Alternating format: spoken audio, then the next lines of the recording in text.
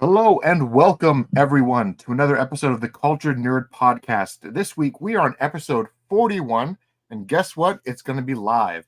And along with that, we're also going to sit down and we're going to talk about Ahsoka, the new show on Disney Plus that a lot of people were kind of expecting to not be as really good as it actually is. But with everything good with Star Wars, there's also a handful of bad. We're going to sit down and talk about the big drawbacks of the show, why it's not working for everyone, the requirements that fans have to get into to truly grasp how great the show is, and everything in between. And we're also going to sit down and talk about what Dave Filoni could be doing with his mystery Star Wars movie, because we know that's coming next after the show, and now we may have an idea what is actually going on. So sit down and let's get talking.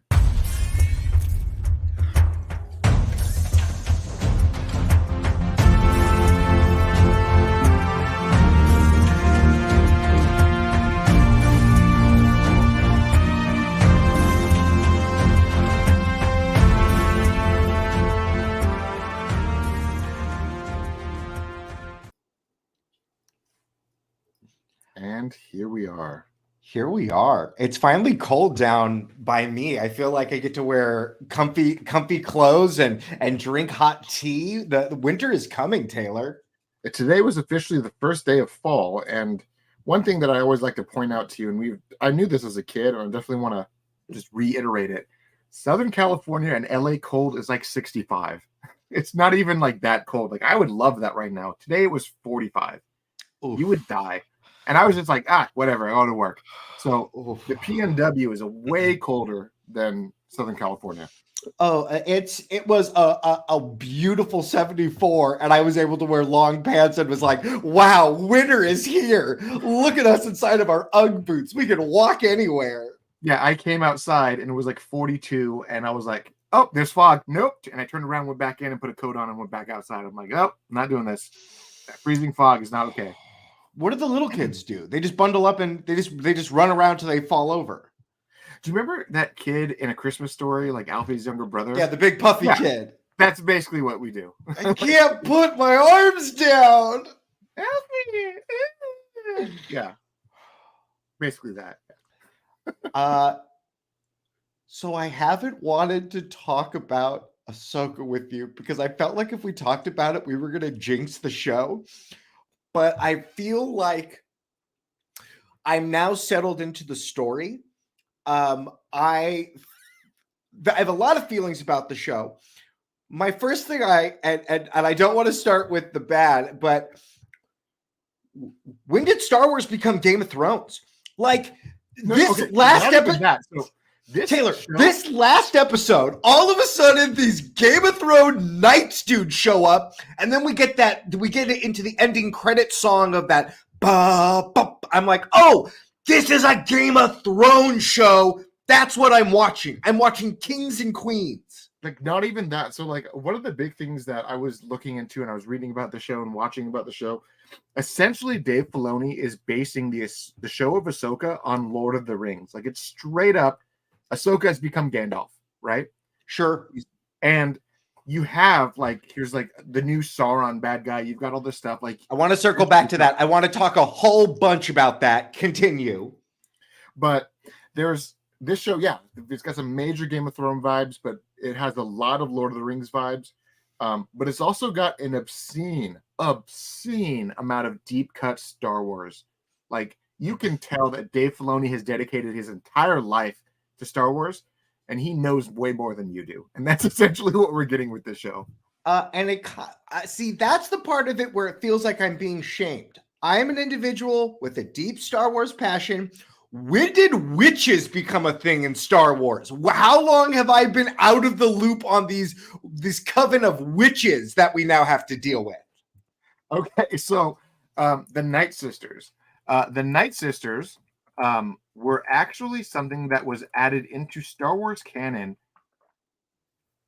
I gotta say, like 15 years ago, maybe more, maybe almost a lot more. Like, they were, it was first introduced in Star Wars Clone Wars, and when they first appeared, it was actually part of the backstory of Darth Maul, because the Witches of Dathomir, Darth Maul is from Dathomir, So they made this like they introduced the witches as like this is another faction of people that exist, and they manipulate the Force in a different way. Their version of the Force is straight up like witchcraft, but it's still technically the Force, but it's not the Force. So when they were first introduced, a lot of people were like, okay, what?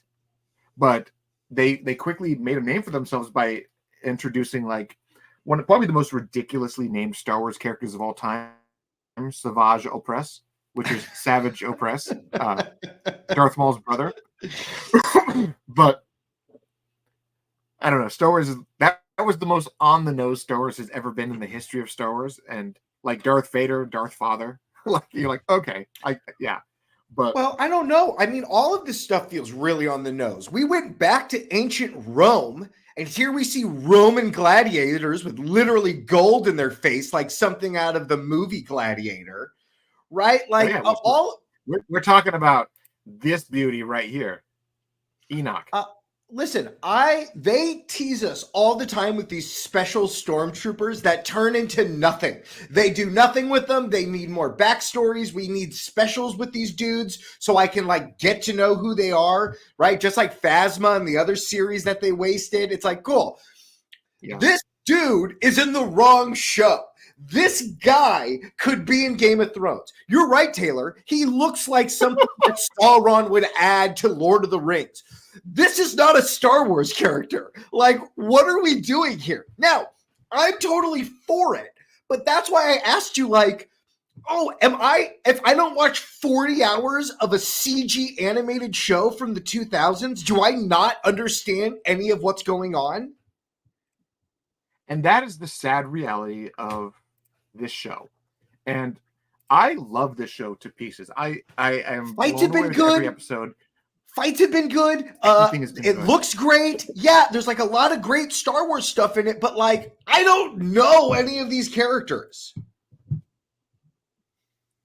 Yeah, so to understand Ahsoka, and let's just go right into it. This is the bad. The bad of Ahsoka is not the writing.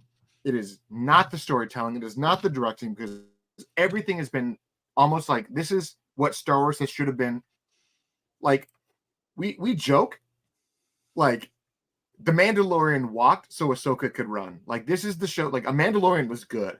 Mandalorian season 2 was amazing, but there are so many moments in this show. Yeah, if Disney wants a great idea, have Dave Filoni do Willow, because he basically did 1/3 of a Willow movie already. Giant dogs running around, crab people. Have him redo Willow, because that's the movie that I would like. Yeah, he needs just to do it correctly. I mean, because Willow the show was so bad that Disney pulled it off Disney Plus and cut it for a tax break. Wow. But it's the bad for Ahsoka. It is not the writing. It is not the directing. It is not any of those things, because this show is peak Star Wars. The bad is that if you have not consumed every aspect of Star Wars up until this point, you have no idea what the hell is going on. That is the bad, because this show is essentially Star Wars Rebels Season 5, but also with the continuity of Mandalorian, Book of Boba Fett, and all of the modern stuff. So, like, if you don't know what's going on, if you've not watched all of Clone Wars, if you've not watched all of Bad Batch, if you've not watched all of Rebels, there are so many things that are going to be lost on you, which is just insane. So the story of Star Wars that has always resonated with me have always been the Jedi stories. So that through line, and I almost blew up your phone, but I didn't. So when we see Ahsoka go to the Death World, the implication of that scene is that Darth Vader did figure out, Anakin Skywalker did figure out how to bring somebody back from the dead. Right? Yes. He is literally, once again, Dave Filoni is like, you know who the chosen one is? It's Anakin. And I want to remind you that Anakin has now conquered death and allows the people he loves to conquer death as well. Because as she was dying, Anakin, the now embodiment of the Force, has pulled her into the realm between worlds and gave her essentially the Jedi's final trial. And this was the same trial that Luke went to on Dagobah in the cave.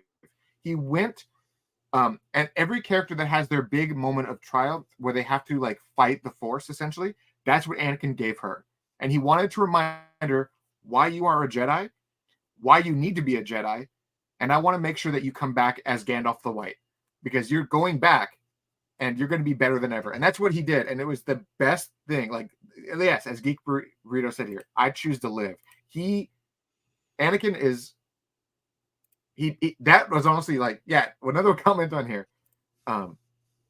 We now know that the problem with Hayden Christensen acting was never actually the problem. It was just George Lucas. And I mean, George Lucas is a great writer, but as a director, out of 6 Star Wars films, he directed 4 of them, and the 2 that were the best were not directed by him. Right. So, I love what George Lucas did. I don't think he was the best director for it. And essentially, what we had with the prequel trilogy was the most expensive home movies of all time because he made them at his house. Right. So now that she has conquered death, and this is now something that can be traced, this bloodline of this teacher to student. Now, I don't think that Sabine is going to be that student. From what I've seen, the Force is not going to go through her. But do you think that we will get another candidate to fill that spot? I think in the next remaining 2 hours of the show, because that's what we have, it's just 2 episodes and 2 hours of content, I think Sabine is going to pass her saber back to Ezra, and that's going to be that. And the apprentice, Shin Hati, is probably going to die. Balin is going to be revealed to what he's actually doing, and that's going to make the big repercussions of what's coming next. But before we jump into that, I wanted to talk about Game of Thrones characters. Yeah. There's all this Star Wars going on, and then this guy walks out and is talking about temples of the past. The tone of this show is all over the place. So what I want to bring into, it's something, one of the most significant things of the Star Wars Clone Wars show, and why I think one of the big things I think is honestly significant for how Ahsoka ended up in the world between worlds and how that whole thing happened. Because this was the biggest moment for me. And you may not remember this, but in Star Wars, the Clone Wars, there was an arc called where they dealt with Mortis, right? And this Mortis, you had the 3 embodiments of the Force. The father who was the balance, the son who was the dark side, and the daughter who was the light side. And these 3 embodiments each basically chose someone to represent them. And the light-sided daughter chose Ahsoka. And she has her little owl. And if you remember the first time that we see Ahsoka in live action on The Mandalorian, there was that little owl that was above the tree above her. So that thing is still following Ahsoka around. And then you had the almost Starkiller looking dude, the embodiment of the dark side, who chose Anakin. And there was a whole plot line involving Anakin seeing him become Darth Vader, and then the Force stripping that memory from him. But one of the most significant aspects of this whole arc was when Ahsoka died, and the daughter of Mortis gave up her life and her life force and resurrected Ahsoka. So you could argue that Ahsoka is supposed to be the physical embodiment of the light side of the Force, because she is the successor of the daughter of Mortis. And that's how, in my mind, my headcanon is that the daughter of Mortis doing all of that is what allowed Ahsoka to pass freely into the world between worlds and allowed Anakin to pull her there without damaging her body and letting her do this whole thing in the Force instead of just letting her die in the ocean. How do we link this to the Rey movie? How do we get Rey to be a Jedi that knows how to... I mean, I guess if Sidious knows it, does she know it? Are we going to see her on a life bridge where her crotchety old grandpa's going to be there with his weird fingers being like, if I know it, you know it too? You know, I always wanted to see something I want to see the Rey movie just because I want to see them use Rey correctly. But I like Geek Breeder's comments. Ahsoka Skywalker? No, essentially. No, and that's the truth of it, because Anakin even said multiple times in the thing that the master and the apprentice, the line of succession is that Anakin is the embodiment of everything his master taught him, which was Obi-Wan. And Obi-Wan is the embodiment of everything his master taught him, which was Qui-Gon. Qui-Gon was the embodiment of his master, which was Darth Sidious, or Darth Tyrannus, Count Dooku, not Sidious. Because Qui-Gon's master was Count Dooku. You with me? Okay, I'm with you on that one. No, that's it. I watched those cartoons, Dave Filoni, the special edition. I will say, I think they needed to do a cut of all of the major plot points needed to have been on Disney Plus in a 3-hour special, and it wasn't there. Like, I'm supposed to go and do that. They needed to do that. Like, let's give you a 3-hour. This is everything you need to know in the most condensed way possible, like the Gundam movies, Gundam 1, Gundam 2, Gundam 3, which is the entire show cut into 3 movies. They should have done that. We need a Star Wars OVA. I need to know what happened in this amount of time, because there's all these characters and they all feel new to the cinematic universe. Yes. So what we had in Clone Wars was the Mortis arc, which essentially put her in line with the Force. Like, the Force has now had a vested interest in Ahsoka. And at the end of episode 4, is it the Force or is it Anakin? Is it Anakin trying to rewrite? He has caused so much death to the universe. Is this him trying to have somebody rectify those mistakes? Well, and that's been always the argument of Star Wars, right? I mean, if Anakin was the chosen one, and Anakin fulfilled his duty by actually balancing out the Jedi and the Sith, which essentially he did. He just did it over the course of like 30 years. He wiped out the Jedi, and then he wiped out the Sith, and then died himself, but also was allowed to exist beyond his death as a harbinger of the Force, which was what we saw. Like, we saw that he was allowed to exist in spirit form. Yeah, when Luke lit everything on fire, and you saw him at the end with Ewoks. Yeah, and so we knew that he was essentially redeemed, and we also saw that in this whole thing, now that Anakin is one with the Force, he chose to interfere with Ahsoka. And teach her the lesson she needed to be taught. And he did it in a way that was pulling on every one of her nerves, because she walked away because she felt disgusted from the Jedi. And that was part of the last arc of Star Wars, the Clone Wars, was that she was essentially blamed for something. She was exonerated, but she basically said, "You were so quick to turn on me that I don't need this anymore." Yeah. And she left. And then in Star Wars Rebels, which is the same storyline which we hear our bad Jedi, our gray Jedi keeps talking about, like, I loved being a Jedi, I loved the ideals of the Jedi, but that priesthood was polluted. There was corruption amongst the Jedi, which is why it all failed. Yeah. And this guy, and what makes Baylan such a cool character. What are they going to do with his apprentice? Why can't she be part of the new crew? So the Shin has got, these characters are so unique, because you have Shin, who's basically been taught to be a fallen Jedi from the start.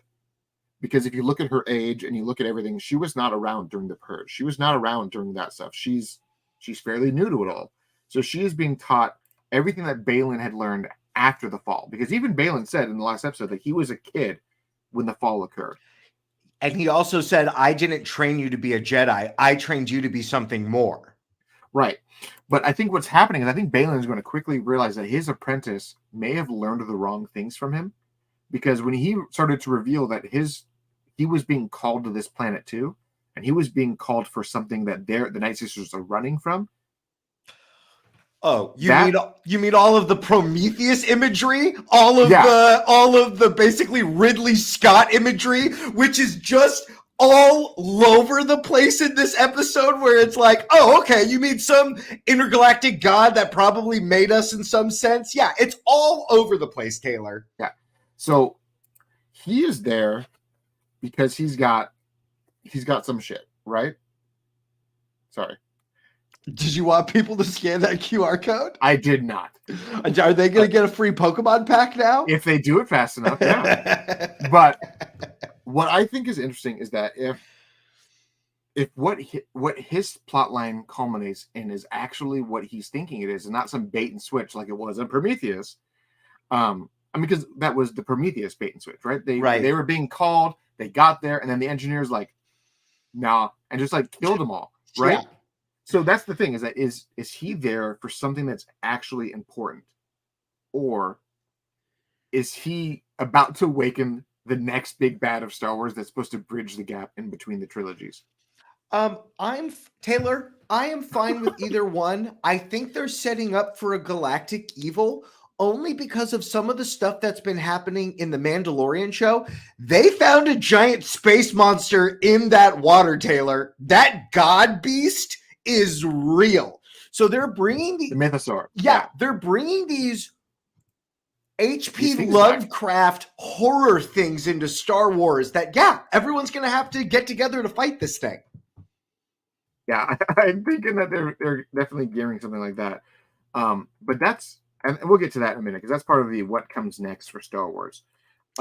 Do you think we get a movie based off all of this, or like we're not going to see any more Star Wars movies? Like Disney keeps canceling projects. I'm really afraid we're not going to get new Star Wars. It's all just going to be more Mandalorian, and then we'll see where we go from there. I don't think so. Just because Dave Filoni has proven time and time again that he knows what he's doing. The fans trust him, and if they've killed off Taika's Star Wars movie just recently, because they've quietly killed it and no one's admitting that it's dead, but everyone behind the scenes knows that it's dead. I think they're doing this solely because of what the fans are saying, and they know that the Taika Star Wars movie is not going to be received well, so they let it die. And the Lando movie is going to become a TV show now, right? Like the Lando TV show is now a movie. Great, that's fabulous news. Like, let's not do what we did with the Obi-Wan show. Let's have one adventure, one story, and have them put a lot of great effort into it. Right. And I think, honestly, the Rey project is still going to move forward just because it's the continuation. It's what's coming next. Let's talk about the Lando show, because the Lando movie is a backdoor for a Han Solo movie. Do they do a face swap with a Harrison Ford, or do you think they bring back the actor who did the Solo movie? I think they can bring back Aldrich, but they also could just do what they've been doing with Luke and Leia and the recent stuff, like just deep fake the hell out of them and bring them back younger. But that's beside the point. So with Ahsoka, we have all the pieces to what could be one of the biggest, most epic endings of one of their shows yet. Because I said this to a few people, that when episode 4 of Ahsoka ended, when she was woken up in the world between worlds and she was standing there in front of Anakin, that was, to me, almost exactly like the end of season 2 of Mandalorian when Luke showed up for the first time. And I said to my wife right then, I'm like, if they do not stick the landing with episode 5, this show is going to fail. Yeah, but you know what, Taylor? And they stuck the landing so damn hard. They did stick the landing, and I'm going to let you know that episodes 4 onward have been way stronger than episode 1 and 2. Episode 1, they're like going to a graduation, and then they go back to a hut, then they go to another place, then they go back to the hut. None of that was interesting to me. All of this, even the stuff with them infiltrating the planet, was pretty good. And the mercenaries in the woods. That part of the show has really resonated with me. That's what I'm thinking. This show has definitely been a snowball. And we're now at the full-blown avalanche, where the snowball has rolled down. But this is not really, but just like you said, it's not really Ahsoka show. It's kind of Rebel season 5. You know It's what Rebel I mean? season 5 with the focus on Ahsoka for that season. Right, because Right. she was the through, because we put her in 2 other shows as well. Now, are Yeah. those characters going to show up in this as well? Like, is So there any chance that Boba? Because wasn't it Machete who told him that the witches also ride rancors? Well, isn't that what we found out in the Book of Boba Fett show? yeah, that the witches of Dathomir were the first ones to tame a rancor. Yeah. Yeah. So it's like, where are some of those characters? I'm so excited to see what comes in the next 2 episodes, because when episode 5 ended, when you had the space whales doing their space whaley thing, that felt like the ending of a movie. That felt like the ending of like Empire Strikes Back, where I'm like, I just was overstimulated. I need a breather. And you're telling me that's the end of the halfway point of this. Like this, it felt like an ending to a show, to ending to a movie. And then the next episode picked up. And then the next, and we're like, okay, we got the final stretch now. So I have faith that he's going to stick this landing, and he's going to stick it in a way that's going to make people think, what is coming next? I mean, there's something in this planet. There's some sort of evil. There's so many forces here. And all of our Jedi, even our bad Jedi, everyone has an invested interest in these witches not succeeding, which is the weird part of all of this as well, that there is so many shades of gray in all of this. So what we know from the Witches of Dathomir, from what they've done in canon, the Witches of Dathomir, and these are the original Witches of Dathomir. These aren't the actual Witches of Dathomir. These are the what'd you say? The Prometheus witches, like the ones that like the straight bloodline before they showed up on Dathomir and got cut off from the homeland. These are the originals, and these ones are trying to get the hell off this planet. They need to get the hell out of Dodge because they know something that's they just want to get away from it. They are so much stronger than a lot of fans give them credit for, right? In the Star Wars Clone Wars, we know that they not only helped bring back Darth Maul and turn him into one of the most interesting characters in all of Star Wars, but they can literally bring people back from the dead and use them as weapons. And we know this because the big, almost bait and switch for a lot of people was the Inquisitor. Taylor, is Ezra dead? Is there any chance that we're gonna see is there any chance that Samuel L. Jackson comes back as a dead zombie dude? Is there any chance that is if he actually died? I mean, Sam Jackson himself said that his character could have survived that fall. Yeah, and he says that every day in the shower. He looks in the mirror and says, "I survived that fall." Every day he tells himself that character gets a movie. I would love that movie. Not only does Sam Jackson want to return, but Tamora Morrison wants him. They want Book of Boba Fett season 2 to be Mace Windu versus Boba Fett. That's what everyone wants, and that would be like the most amazing thing if they did that. But aside from that, so the Night Sisters you've already seen the power of the Night Sisters once in the show, and we saw the Inquisitor, and who everyone was like, oh, that Inquisitor is going to be Ezra Bridger. Oh, that Inquisitor is going to be Starkiller. It's going to be all these things. But when he died, everything, all the smoke and all the green stuff flew out of his body. For the people who actually watched Clone Wars and watched Rebels, they knew that was a symbol of the Night Sisters had brought that guy back from the dead. So that immediately makes me think that Thrawn's Night Troopers are an army of zombies. Yeah, you think they're all zombie dudes? That this 100%. Is all right, and that's why they all have this. That's why they all move weird. But he said that their numbers had dwindled. So where are those their numbers guys? had dwindled because he showed up there with a group of dead bodies. Is Thrawn also a zombie dude? No, because from what everyone saw in the Clone Wars, and in Rebels and everything, the resurrected characters don't look perfect. Okay. So, but the giveaways for me is that obviously they're called Night Troopers, a la the Night Sisters, right? Their armor is being patched together by this red Night Sister sash everywhere. Yeah. And the only thing that they were doing was chanting Thrawn, like almost like a mindless horde. Yeah, that's So so smart, Taylor. I didn't even pick up. I just thought they were like dumb dudes. I was like, dude, these guys are like crazy occultists now because they've been following these witches. But I guess, that's what zombies are. I legit am tempted to straight up buy a stormtrooper helmet and then modify the hell out of it to make myself a Well, night trooper listen, helmet that's because the it looks such a yeah. cool This design. is the stuff Dave Filoni gets. All of this is now brand new costumes. A Yeah. little kid is going to go, Dad, I want to be this. This is the stormtrooper I like. I want to look like this one. Gold mask guy, that guy's going to be at Comic-Con next year. Someone's going to have that outfit. These are So- iconic looking things. There's a part of me that thinks that Captain Enoch may be the only living member of the Legion because he's actually the only character that spoke other than Die well. Ugh. Yeah. But so also another thing, another behind the scenes bit is there is actually an actor that is not super well known, but we know who's under the hood.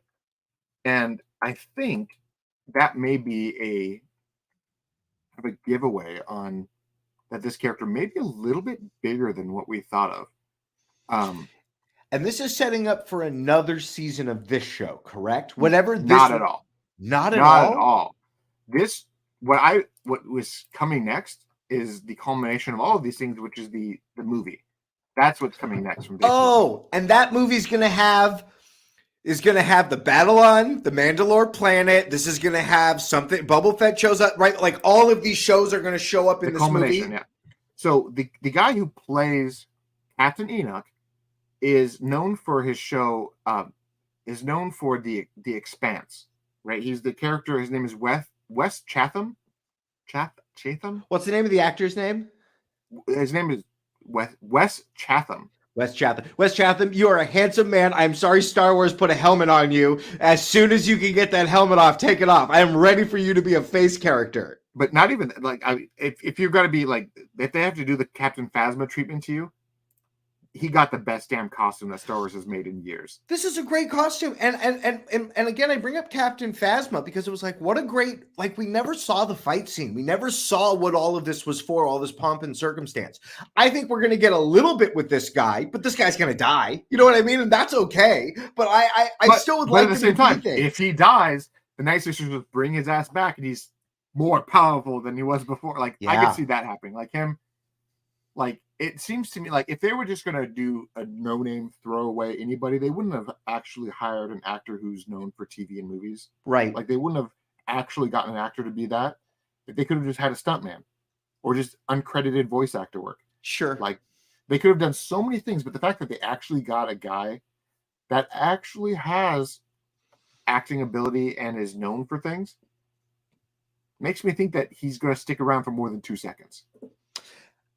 The once we get on the planet though, and we're having dog adventures with crab people, I'm like, oh right, this is Star Wars. This is silly Star Wars. But then we have that scene I'm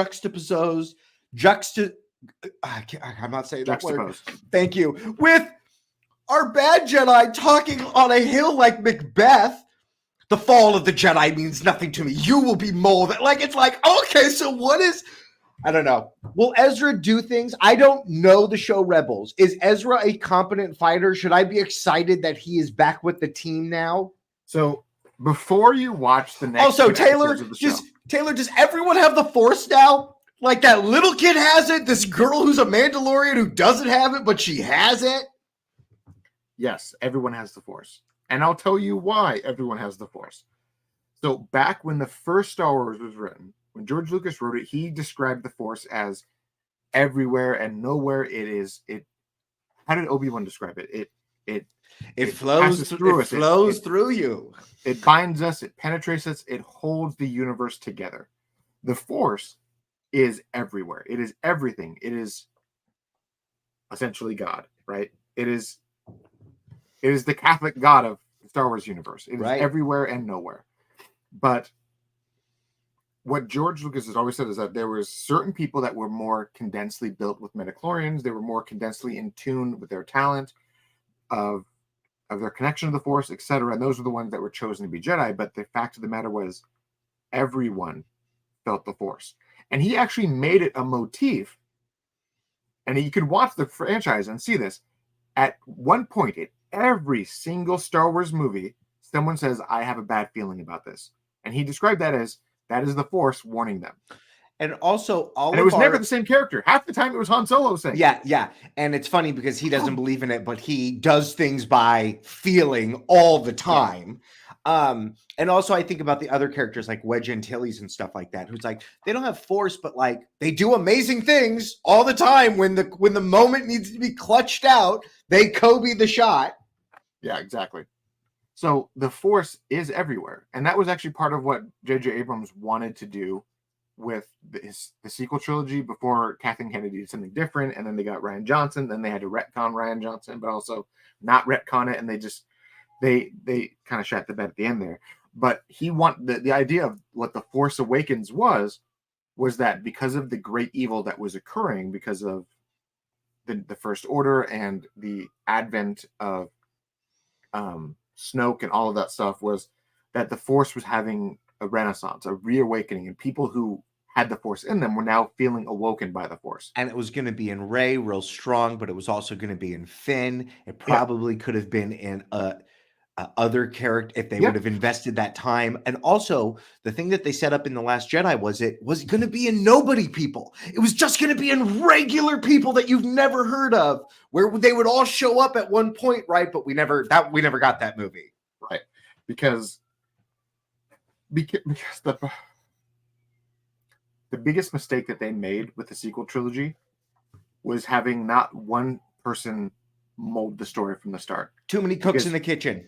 George Lucas, as much as you say that, you could argue that, yes, the original trilogy, he did make it up as he was going along, and he did change things as he was going, but it was still George Lucas writing the stories. If they would have said, JJ, start the stories from the start to go and let JJ do his thing from the beginning, we would have had a very different trilogy. Or if they would have said, Rian Johnson, here's part 2, and now take part 3. Or if they would have just stuck with what they did with Colin Trevorrow, it would have been fine. I hate part 3. There's like some fun missions in it, but it just feels like a Star Wars movie on fast forward. It feels like it's at 1.5 speed. There was a cut of the movie. The initial work print cut that JJ had was about 4.5 hours long. And I feel like that is the version I want to watch. You know, what's funny is that they've poo-pooed part 1 and part 2 of movies because they wasted it, but maybe that movie needed a part 1 and a part 2. When they were broadcasting this being the final installment of the 9 films, you needed a 5-hour long movie. Yeah. You needed to say, yes, for the last 50 years, Star Wars has been this. Let's do it. Right. And it's so funny that you say it like that, because now the TV model has really broken Star Wars open to new stories and new characters, and has shown a new path forward to make these movies feel impactful.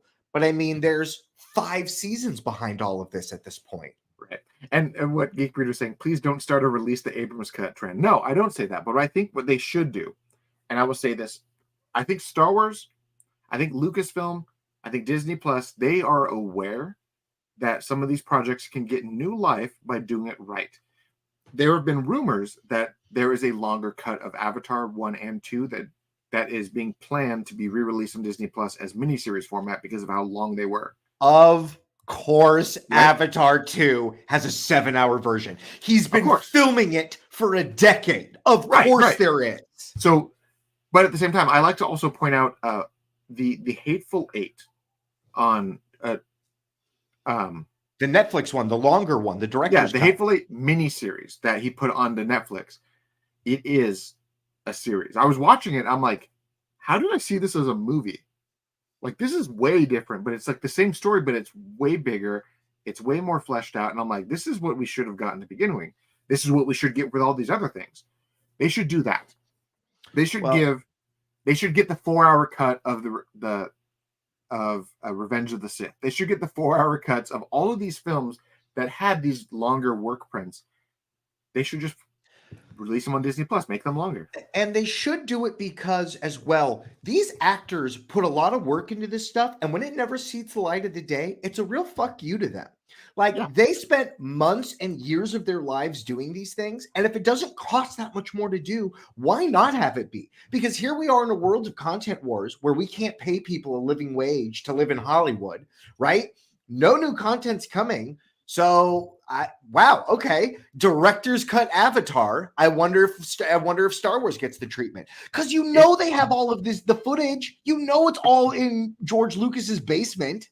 100%, and it's there, and there's like no way around it. But at this point, I'm just sitting there like, why haven't they done this yet? This is almost too silly that they shouldn't do it. A Facebook ad worked on me. They said that their Star Wars helmet shop was going under, so I had to buy some toys from them, and I have a lightsaber coming in the mail. I don't know when, though. Who said that? Where's that?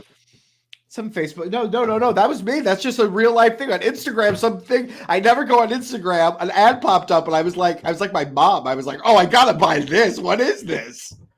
But okay, so earlier today, I know that we've been kind of bouncing around, but it's all Star Wars. It's still Star Wars. Earlier today, Hasbro did their Hasbro PulseCon event thing, where they like show off their new products.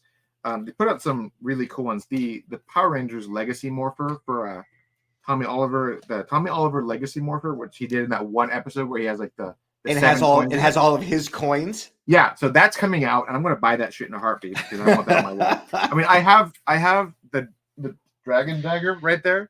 So I want the Morpher to go with it. Right. But aside from that, they did release the Captain Rex helmet, and I'm going to buy that thing because I have my helmets, and the Captain Rex helmet is one of the coolest things ever. To point out that one thing that Dave Filoni did amazing was he gave us live action, real suits, not CGI, but real suits for the clone troopers. And guess Captain what? Rex. They looked great, Taylor. It's so funny because all those movies from so long ago, when I see them in their brevity like this, it's like, yeah, man, Clone Wars was a weird time for Star Wars. Like, what a thing to add to the universe. And like, look at this dude with tallies on his arm of all the dudes he's killed. Like, these are some hardcore dudes. And that's what I loved about the Clone Wars in particular, was that they humanized the clones to a level that we didn't think was possible. And you had this episode of Ahsoka, the episode 5, where she's going through her flashbacks, and they once again humanize these characters even more, which was absolutely amazing. But so they announced a bunch of new figures, which was really cool. They announced the helmet for Captain Rex, which I'm going to have to buy. They announced a Black Series Ezra Bridger Sabine Wren lightsaber, so another lightsaber for the collection. Sure. But the thing is that one thing that people haven't noticed, that the Black Series lightsabers are been improving every single year. And this new one, it's actually a lightsaber. It actually kills people. It's actually a weapon you can use to protect your family at home with. Yeah, it's like intruders come in, you can go ha and just attack. But no, this new one that they put out, the Ezra Bridger one, looks like it's going to be the first one that doesn't have a changeable head. Because in the Obi-Wan, my Obi-Wan saber. Show it. This is the part of the show where Taylor gets his toys and shows it to everybody. This is my favorite part of our podcast. My Obi-Wan saber is, he's got the neck here, which is too weak to support the blade. So you actually unscrew this whole thing, and then you put the piece with the blade in it, and it's this fat piece where it just kind of looks like that, but it's just thick. Sure. Right? But the new one, and I had that with my Luke one as well, and there was like the Leia one has that same thing with the changeable neck. But the new Ezra Bridger one that they put out had something interesting that I was not expecting. Was this new one doesn't have the changed neck. It's a little fatter, but it looks like it's thinner than what the normal ones do, but it also looks like it's probably the only neck in the suit, like in the set. So I think that they've actually improved the quality, like the metal that they use, to make it so that they can actually thin it as much as they can so it doesn't look janky and weird. Because the other designs, and this is kind of why I bring it up, the other picture that they put out for this thing, the other render, has the saber on its stand. Like normally how much is Hasbro charging for these Black Series? These black ones are I think these big ones are about $200. Hasbro, send us some lightsabers and we'll talk real good about them. But you gotta, oh boy, $200. But the version of it that's on the stand has the same neck. So I think this is going to be one of the first ones that doesn't have the swap outs. And then just the tube comes in and out? Yeah, because this one, All my other ones, they all do the same thing. We just put the tube on the top, but the ones that have the weird necks, you have to dismantle it and put the other one on because you have the show version and then you have the other one. What kind of batteries if you want does to put it a blade take? in, you have to switch it out. What batteries What was does it that? take? Does it take big D's or? You want to see? Yeah. I mean, if the kyber crystal is going to fall out, then you don't have to. No, just a bunch of double A's. 3 AAAs. Okay, that's not bad. They're not that bad to power up. I've only had to replace them once or twice. Sure. In like the year and a half I've had these, and I like chase my kids with them. So. Sure. So, but we have a lot of comments that came out of that. I pull out the lightsaber and get like 6 comments. Listen, I told you, toy time is what people want, Taylor. Okay, there's a lot of cool stuff out there. Yeah, I guess so. But let's let me see if I can do this without deafening us. Let me add another screen, another camera. I want to mute the mic so that I don't have to worry about reverberation. Like that one time when I did it and you screamed at me. Yeah, let's not do that again. Copy link. You have to open on the iPhone. You have to open it from Safari because Chrome doesn't work for. What do you mean? You have an app for the lightsaber? No, I'm talking about on StreamYard. StreamYard doesn't work on Chrome on the iPhones. You have to use it Safari. Got it. That's weird. I mean, I'm glad I know that, but like that's weird. Oh, we're just gonna have the lightsaber as our next guest? Yeah, basically. So I'm gonna mute it, and I'm gonna switch the camera. So we can go in depth. I'm gonna do this here. Back triple camera. Yes, that's the one I want to use. Triple camera it, Taylor. Okay, the camera. Settings, turn off, enter studio. Taylor has now entered the studio. I call it, it's going to be called the lightsaber cam. You want to add it? Yeah, let me remove this one. Yeah, you did it. Okay, great. I love being a lightsaber cam. Oh my goodness, right. Taylor. Jeez, for my lightsabers, I got a few of these things. I've got my Revan saber.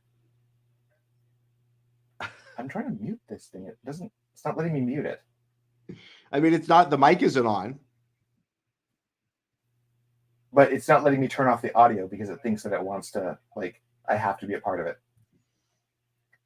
What if I did? So I've got my Revan saber. I've got my Anakin saber. I've got Obi-Wan. I've got Luke. I've got my 2 sabers from the Jedi Fallen Order and the Jedi Survivor, like the broken one and the fixed one. And then I've got my I just forgot this name. Was it Kit Fisto? It's funny, all the different designs. Like the ones for, you can tell like the more toy ones and then like the nicer ones. It's always like that. But those are all the nice ones. Those are all the Black Series ones. It's still connected. Get out of here. Don't talk. Not you, Taylor. You talk, not the phone. There we go. Stupid phone. But what are the toys? Yeah, I was going to say, what are the toys based on this television show? We're going to get some new lightsabers. We got to get that Throng's messed up, janky Star Destroyer. So, I mean, we got to get some of that stuff. But they have the Black Series figures for every one of the characters so far announced. But the adult collector's toys, obviously, was you had the Ezra Bridger saber. Like, that was the big one. You've got the Captain Rex one. The Captain Rex helmet. Let me see if I can find that new one, because I'm just going to just pull them up, because why not? Because they were some amazing reveals. Is lightsaber a regular lightsaber? It's just, is there anything special about it? So I want them to also make his first lightsaber, because he had 2 lightsabers in the show. The first lightsaber was a blue saber that he mixed with a gun. So it literally was a gun that had a lightsaber. And I was like, this is the coolest thing I've ever seen. They haven't done another gun. They haven't done another gun blade in Star Wars. No, that was their first one, their first gun blade. They should do more. They should 100% do more. Yo, I saw that trailer for that new Final Fantasy game, and I was just like, why can't Cloud get a gun blade? Like, what do we, like, why not? Like, you know what I mean? He can do everything else with that Buster Sword. Here is the one that I was going to, this is completely unrelated. I'm going to own that shit. Okay, so own it's that. the Dragon Zord, it's the White Ranger, it's the Neo Zord. And both versions of the White Ranger. It's got the Zeo Red, and I think that gear looking one was supposed to be the turbo one. Do they make noise? Do they make Yeah, they do. noise? And each one of the coins, when you put the coin in, it changes the light in the morpher. So like you put the Dragon Zord when the morpher lights up green, you put the Dino Thunder one, it turns black, and so on and so forth. When do we get more Power Rangers? Yeah, that's a big. Apparently, that's the last Power Ranger legacy item in the pipeline until they do their grand reboot on Netflix. Okay, and that's going to be the new show. The new. So this next show is it's like the end of it, like the Cosmic Fury or something like that is the end of Power Rangers canon for like Power Rangers. Great, and then we get new Rangers. Yeah, so then comes the Netflix reboot, which is going to be the big one. It'll be really fun to see when they have the ability to dictate mech battle combat for the show, because I feel like you can get so much more out of the show if you do that. Oh, does that go down? Does that go down like a Boba Fett helmet? Yeah, that's essentially they've given us the Clone Wars helmet that is now the Rex helmet. So they even have like the plastic weldings that he's modified to it, the burn marks, the dirt, and the Boba Fett finder. So I'm really jazzed about that. Do they all have the Boba Fett finder? Is that just the thing I'm noticing right it's now? only like a few of the characters had that. Okay. But they definitely did put out a bunch of new things. I was really excited about, and that was the big one. I'm sure we're going to revisit the Star Wars topic after we see the final 2 episodes, right? The ending of this arc. And I hope Disney has some fun Star Wars related follow-up content to this, because with the writer's strike going on, I feel like Star Wars is going to go away for a hot minute. Everything's going to go away for a hot minute. So let's see what they pull out of their hat, because they've definitely got some other ones. I mean, so the big releases was the Rex helmet, the Ezra Saber, and then Sabine's helmet. That was the last of the big adult collector Star Wars stuff. So Sabine's helmet looks good. It looks good in the line of, I don't know, it's a little basic. I'm sure, that was so it animated well, but it could maybe have something else.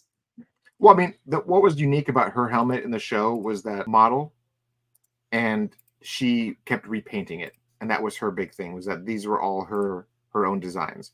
So it's essentially the same helmet as the Lady Mando. What's her name? Yeah, that woman, the boss lady. Yeah. So it's the same frame of that helmet, but this one it's painted like her painted version, like her, and throughout the Star Wars Rebel show, each season she had a different design on her helmet. So this was her last one that she had. Taylor, is Moff Gideon going to show up at any time during this season finale?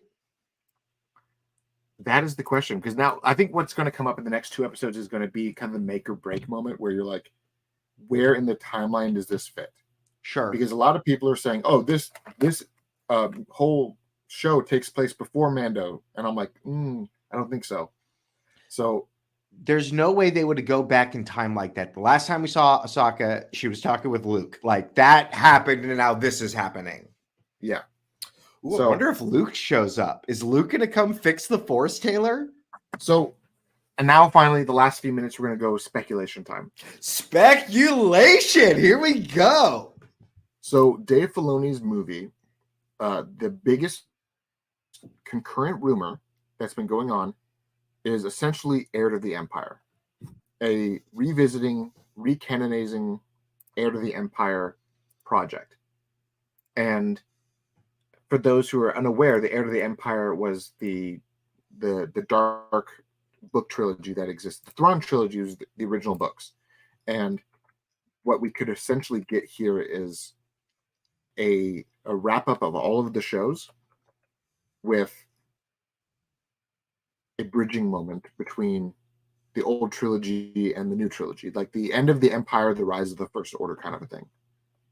So what we have is the key players. We have the Mandalorians and their rise to take Mandalore, and you've got the big ones. I mean, the main villain that I do not see them killing off in the next episode, which is Grand Admiral Thrawn, one of the most menacing characters in Star Wars canon, pre-canon and now current canon. Right. And you've got Ezra Bridger, which Ezra, for people who did not watch Rebels, which I say, Michael, between now and the finale, you sit down and just binge that entire show so you can understand why this is so significant. But do I have to watch Clone Wars to watch Rebels? Not really. Okay. Because they made Rebels before they finished Clone Wars. Okay. But the reason why Ezra is so significant is not only was he born the same time,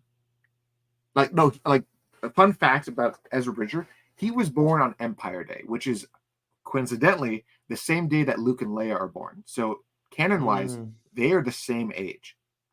Okay. Like to the T. Like they were all born on the same day. He was Force sensitive. He was trained by the hidden Jedi, Kanan Jarrus, Hera's baby daddy, right? So that kid that Hera brought, the one who could feel the Force, that was a Jedi's son. Mm-hmm. Ezra learned everything he could from Kanan before Kanan died. Spoilers.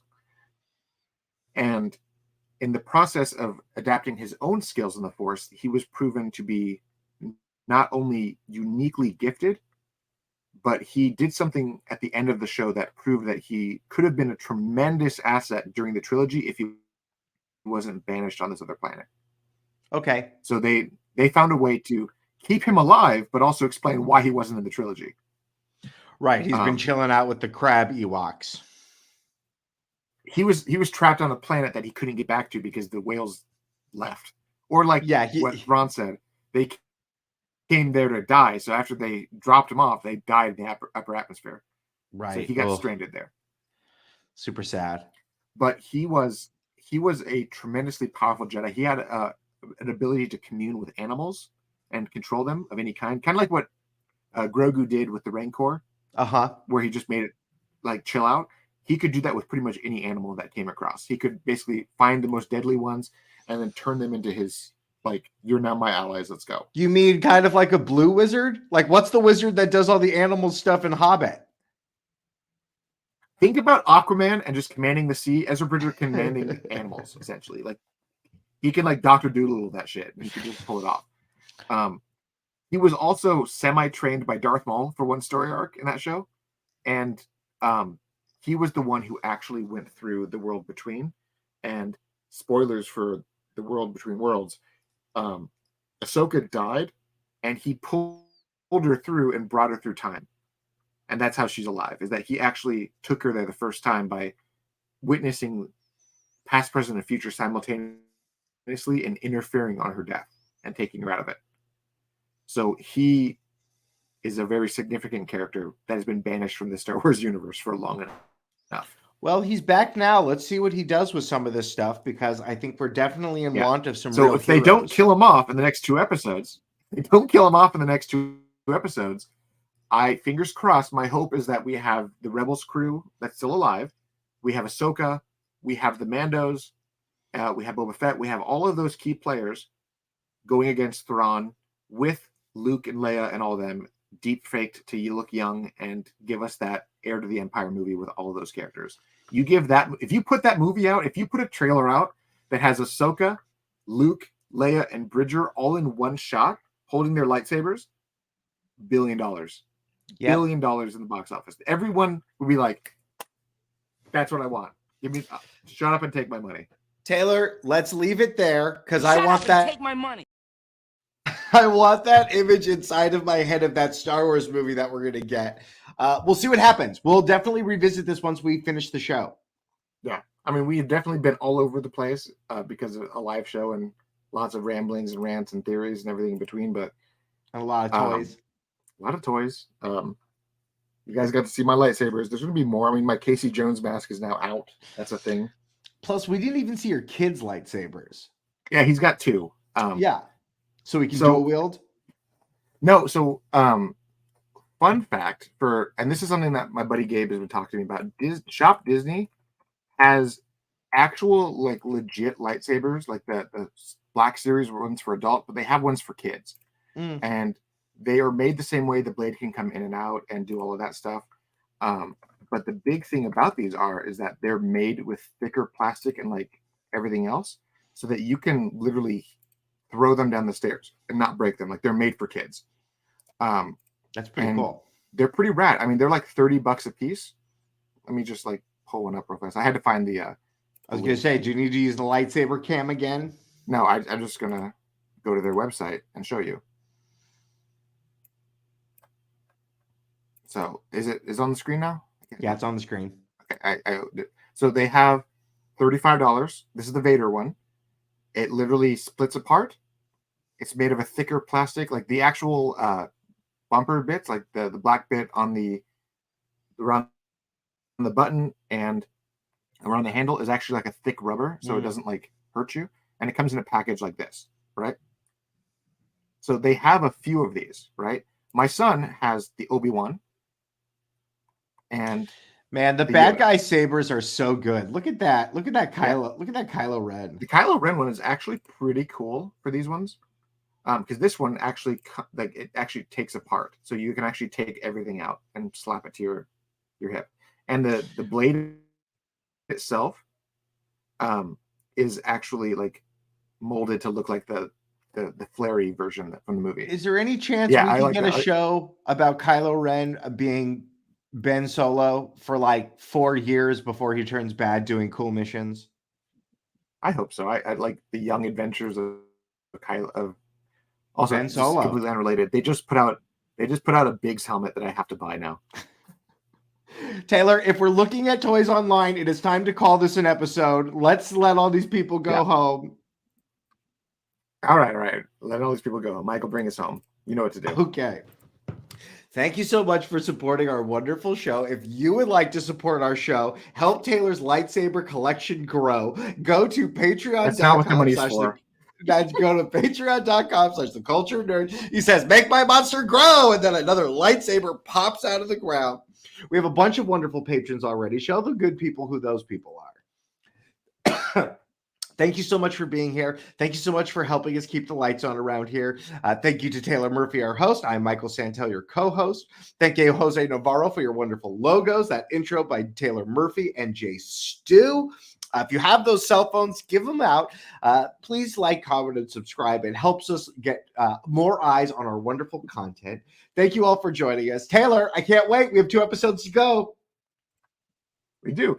And before we wrap up, before we close up, I wanted to say one more thing. So starting next month, we are going to start doing giveaways. And that's the thing that we're going to start. I'm not giving away one of my lightsabers, so don't start asking for that. But I will say one of my first giveaways is going to be a part of my near and dear to my heart thing. I'm going to actually give away. Let me show you.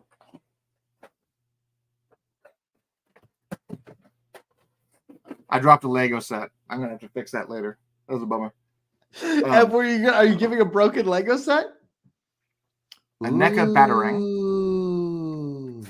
with Batman 89 issue 1 and the little Lego poly bag that has just Batman and his gargoyle that he stands on. That's very Batman, cool. The you can't turn his neck Batman. Like they made the thing amazing. Sure. Yeah, like real Batman. Batman is not allowed to move his neck. Yeah.